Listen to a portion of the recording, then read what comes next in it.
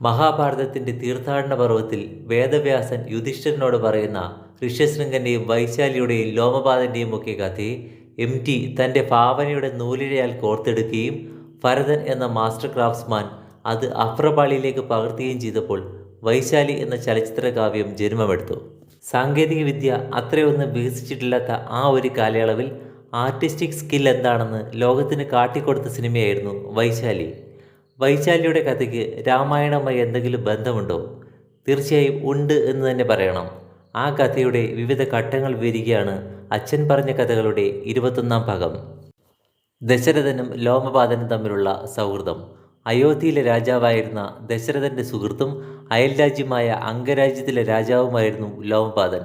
ലോമപാതനും പത്നിയായ വർഷിണിയും പുത്രസൗഭാഗ്യം കൈവരാത്തതിൽ അതീവ ദുഃഖിതരായിരുന്നു.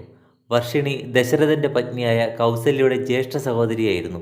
അതിനാൽ ദശരഥനും കൗസല്യയും തങ്ങളുടെ മകളായ ശാന്തയെ ലോമപാതന് ദത്ത് നൽകുകയും അങ്ങനെ ശാന്ത ലോമപാതന്റെ വളർത്തുപുത്രിയായി മാറുകയും ചെയ്തു. ബ്രാഹ്മണ ശാപവും അയോധ്യയുടെ ക്ഷാമകാലവും. ലോമപാതൻ ഒരിക്കൽ ഒരു ബ്രാഹ്മണ ശ്രേഷ്ഠന്റെ അപ്രീതിക്ക് കാരണമാവുകയും അങ്ങനെ ബ്രാഹ്മണ ശാപത്താൽ അംഗരാജ്യത്തിൽ മഴ പെയ്യാത്ത അവസ്ഥയും കൈവന്നു. നാട്ടിൽ ക്ഷാമം പടർന്നു പിടിച്ചു. ജനങ്ങൾ ഭക്ഷണവും വെള്ളവുമില്ലാതെ വലഞ്ഞു. ഈ അവസ്ഥയ്ക്ക് പരിഹാരം കാണാൻ ലോമപാതൻ തപശക്തിയുള്ള ബ്രാഹ്മണരെ ക്ഷണിച്ചു വരുത്തുകയും മാർഗങ്ങൾ ആരായുകയും ചെയ്തു. സ്ത്രീ സംസർഗമില്ലാതിരുന്ന ഒരു മുനിയെക്കൊണ്ട് യാഗമനുഷ്ഠിച്ചാൽ മാത്രമേ നാട്ടിൽ മഴയുണ്ടാകൂ എന്ന് അവർ പരിഹാരം നിർദ്ദേശിച്ചു. അങ്ങനെ രാജാവിൻ്റെ അന്വേഷണത്തിൽ കാശ്യപ മഹർഷിയുടെ മകനായ വിഭാണ്ഡക മഹർഷിക്ക് ഋഷ്യശൃംഗൻ എന്നൊരു മകനുണ്ടെന്നും ഋഷ്യശൃംഗൻ യാഗം നടത്താൻ തീർത്തും അനുയോജ്യനാണെന്നും മനസ്സിലാക്കി. ഋഷ്യശൃംഗനെ അംഗരാജ്യത്തിലേക്ക് വരുത്താൻ ലോമപാതൻ ദേവദാസികളുടെ സഹായം തേടുകയും മാലിനി എന്ന ദേവദാസി മുന്നോട്ട് വരികയും ചെയ്തു. മാലിനി തൻ്റെ മകളായ വൈശാലിയെയും തോഴിമാരെയും കുറച്ച് പരിചാരകരെയും കൂട്ടി ഒരു വഞ്ചിയിൽ താൽക്കാലിക ആശ്രമം പോലെ ഒന്ന് കെട്ടിയുണ്ടാക്കുകയും നദിയിലൂടെ ലോമപാതൻ്റെ ആശ്രമത്തിലേക്ക് തിരിക്കുകയും ചെയ്തു. വിഭാണ്ഡകനും ഋഷ്യശൃംഗനും താമസിച്ചിരുന്ന വനത്തിലെത്തിയ വൈശാലി വിഭാണ്ഡകനില്ലാത്ത സമയം നോക്കി ആശ്രമത്തിലെത്തുകയും അങ്ങനെ നിരന്തര കൂടിക്കാഴ്ചയാൽ ഋഷ്യശൃംഗനുമായി സൗഹൃദം സ്ഥാപിക്കുകയും ചെയ്തു. വൈശാലിയിൽ ആകൃഷ്ടനായ ഋഷ്യശൃംഗൻ വൈശാലിയുടെ പ്രേരണയാൽ വഞ്ചിയിൽ കെട്ടിയുണ്ടാക്കിയ ആശ്രമത്തിലെത്തുകയും മാലിനി ചങ്ങാടത്തിൻ്റെ കെട്ടഴിച്ചു വിട്ടതിനാൽ ചങ്ങാട ഒഴുകി അംഗരാജ്യത്തെത്തുകയും ചെയ്തു.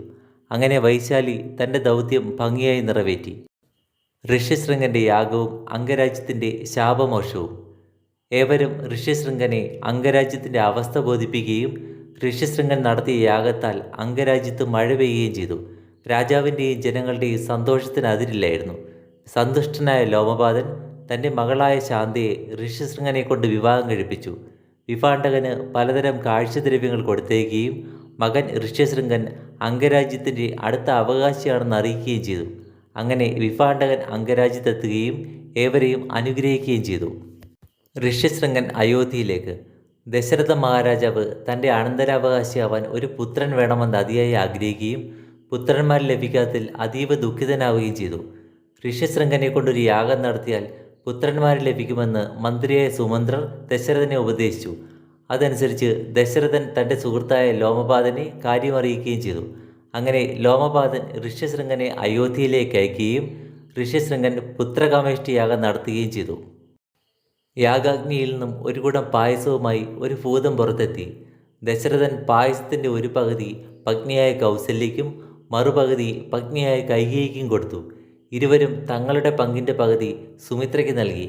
അങ്ങനെ കൗസല്യയ്ക്കും കൈകേയിക്കും ഓരോ പുത്രന്മാർ ജനിച്ചു. സുമിത്രയ്ക്കാവട്ടെ 2 പേരും. കൗസല്യയുടെ മകനായി ശ്രീരാമനും കൈകേയിയുടെ മകനായി ഭരതനും സുമിത്രയുടെ മക്കളായി ലക്ഷ്മണനും ശത്രുഘ്നനും ജനിക്കുകയും ചെയ്തു.